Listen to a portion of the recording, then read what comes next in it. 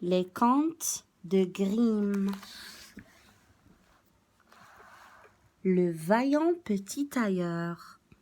Un matin d'été, un petit tailleur, qui était de fort bonne humeur, causait.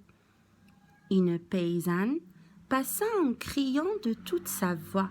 « Bonne confiture à vendre !» Le tailleur passa la tête par la fenêtre et dit « bonjour madame, montrez-moi votre marchandise. » La femme s'approcha de la fenêtre en portant son lourd panier. Le petit tailleur regarda de près les pots, les soupesa et annonça à la marchande. « Cette confiture me semble bonne. Donne-moi un petit pot. » La marchande, pensant qu'il en aurait pris plus, fut déçue. Le petit tailleur se prépara une tartine, mais ne croqua pas tout de suite dedans, car il avait une veste à finir. Il la posa donc. Les mouches, attirées par l'odeur sucrée, se mirent à tourner autour. Le petit tailleur leur donna un grand coup à l'aide d'un torchon. Il en avait tué 7 d'un coup. Il n'en revenait pas de sa vaillance et se dit qu'il fallait que la ville le sache, ou plutôt que le monde entier le sache.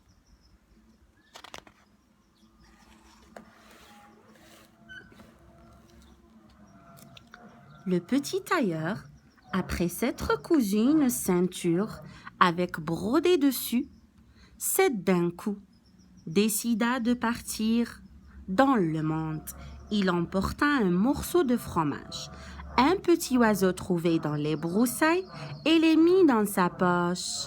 Il quitta ainsi son atelier d'un pas léger. Le chemin qu'il suivait le mena jusqu'à une montagne. Une fois au sommet, il vit un géant tranquillement assis, à regarder le paysage. Le petit tailleur se rapprocha vaillamment de lui et le salua.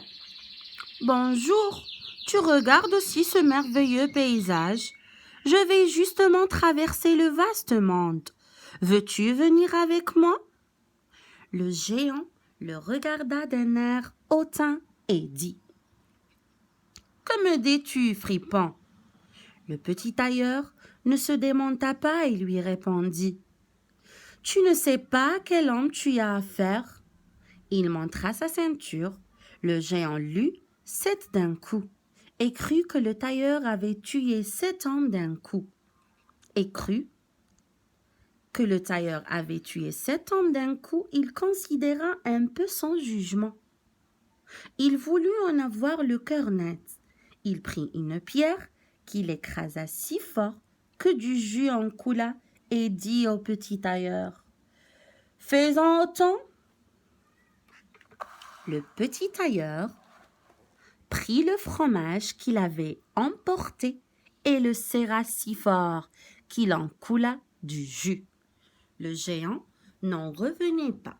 Il prit une pierre qu'il lança si haut qu'en un instant, on ne la vit déjà plus et dit au petit tailleur « Alors, gringalet, fais-en autant !» Le petit tailleur prit son oiseau et le lança si fort qu'il s'envola et ne redescendait pas. Le géant en convenait, le tailleur savait lancer. Il lui proposa alors de l'aider à porter un arbre. Le petit tailleur, sûr de lui dit « Prends le tronc sur ta large épaule et moi, je porterai les branches. » Quand le géant avança, il ne s'aperçut pas que le petit tailleur était assis sur une branche.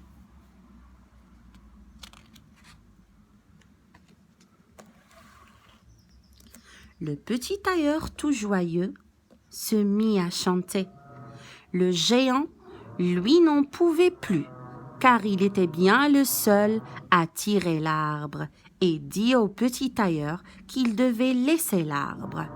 Sautant vite de sa branche et se remettant en place, Le petit tailleur dit au géant: « Quoi? Un grand gaillard comme toi, tu ne peux pas aller plus loin avec cet arbre. » Ensemble, ils continuèrent leur chemin. En passant sous un fruitier, le géant attrapa le plus haut de l'arbre, le tordut pour en prendre les fruits mûrs qui semblaient les attendre, et le donna au petit tailleur. Le géant lâcha le haut de l'arbre, et le petit homme, si léger, fut envoyé en l'air. Le géant en fut fort étonné et le lui fit remarquer. Le petit tailleur répondit: « Que racontes-tu? Tu crois que c'est ça qui me ferait peur alors que j'ai tué 7 hommes d'un coup? Non, j'ai seulement entendu des chasseurs et j'ai préféré m'esquiver. Saute si tu le peux. » Le géant, à cause de son poids, ne put y parvenir. Le petit tailleur avait encore gagné. Le géant proposa au petit tailleur de venir avec lui dans sa grotte pour y passer la nuit. Quand ils arrivèrent, les autres géants tenaient chacun un énorme rôti. Le géant lui montra un très grand lit sur lequel il pouvait dormir. Le petit tailleur préféra se poser dans un coin. Le géant, pensant le petit tailleur bien endormi, frappa un grand coup et brisa le lit, espérant avoir touché le petit homme. Tôt le matin, les géants partirent en forêt. Ils avaient déjà oublié le tailleur, tout heureux et toujours aussi téméraire. Le petit tailleur avança vers les géants, qui prirent peur et préfèrent s'enfuir. Au hasard, le petit tailleur poursuivit son chemin. Après bien longtemps, il arriva dans un palais royal. Fatigué de son voyage, il se coucha et s'endormit. Les gens s'approchèrent de lui et lurent sur sa ceinture 7 d'un coup. Ils allèrent prévenir le roi. Certainement, il serait utile d'avoir un tel homme en cas de guerre, et il ne fallait pas le laisser partir.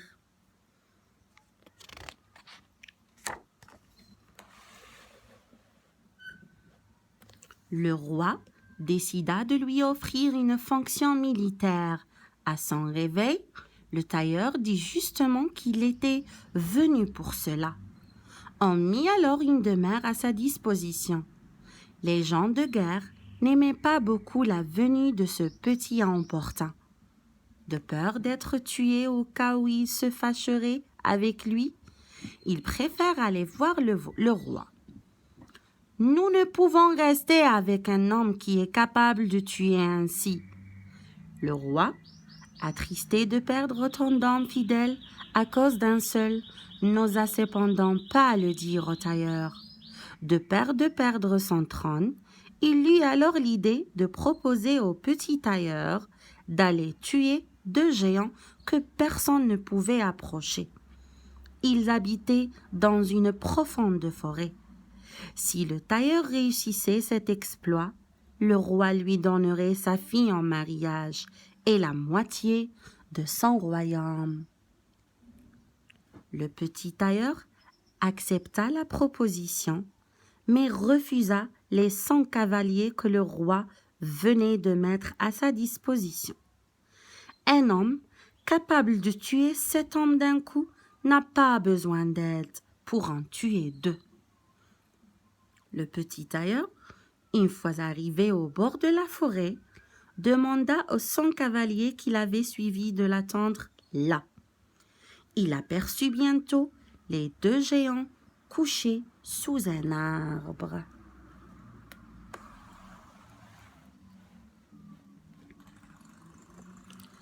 Il monta jusqu'en haut.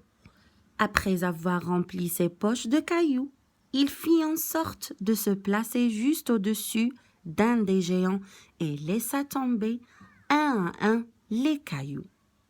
Le géant mit un certain temps avant de s'en apercevoir et accusa son voisin.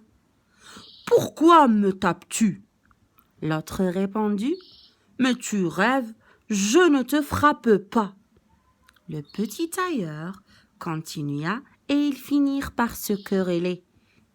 Enfin calmés, ils se rendormirent. Le tailleur prit alors une plus grosse pierre et la jeta sur la poitrine du géant. C'en était trop. Celui-ci sauta sur son compagnon, ils se battirent à coups d'arbres et finirent raides morts. Heureusement, ils n'avaient pas arraché l'arbre sur lequel s'était perché le petit tailleur.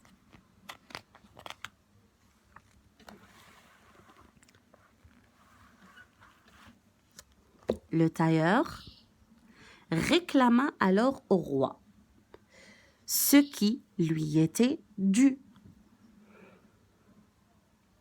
Le roi, qui regrettait amèrement sa promesse, lui demanda d'aller attraper une licorne. Le tailleur prit une corde et une hache, demanda encore une fois au sang guerrier de l'attendre. Il vit l'animal, attendit qu'il soit plus proche et bondit. La licorne, dans sa peur, enfonça sa corne dans le tronc. Elle était prise. Le roi, cette fois, décréta qu'il n'accorderait la main de sa fille et la moitié de son royaume que s'il attrapait un sanglier. Dans la forêt, le tailleur fit tout pour se faire remarquer de cet animal. Celui-ci le suivit. L'habile petit homme sauta alors dans une chapelle et en ressortit par une fenêtre, mais le sanglier, lui, resta enfermé. Les chasseurs purent s'en occuper. Un somptueux mariage fut donné malgré le peu de joie qui régnait. Un soir, la jeune reine entendit son mari parler à haute voix et devina qu'il n'était en fait qu'un petit tailleur. Elle alla voir son père pour lui demander de la protéger. Le roi pensa le faire capturer pendant une nuit et l'envoya sur un bateau. Mais le jeune roi, prévenu par un de ses serviteurs, se mit cette nuit-là à crier « J'en ai abattu 7 d'un coup, j'ai tué 2 géants, capturé une licorne et pris un sanglier. Et je devrais avoir peur de ceux qui se trouvent dehors, devant la chambre. » Saisis par la peur, les hommes qui étaient venus pour l'attraper s'enfuirent. Le petit tailleur resta ainsi roi jusqu'à la fin de sa vie. N'oubliez pas d'abonner la chaîne pour voir d'autres histoires de Grimm.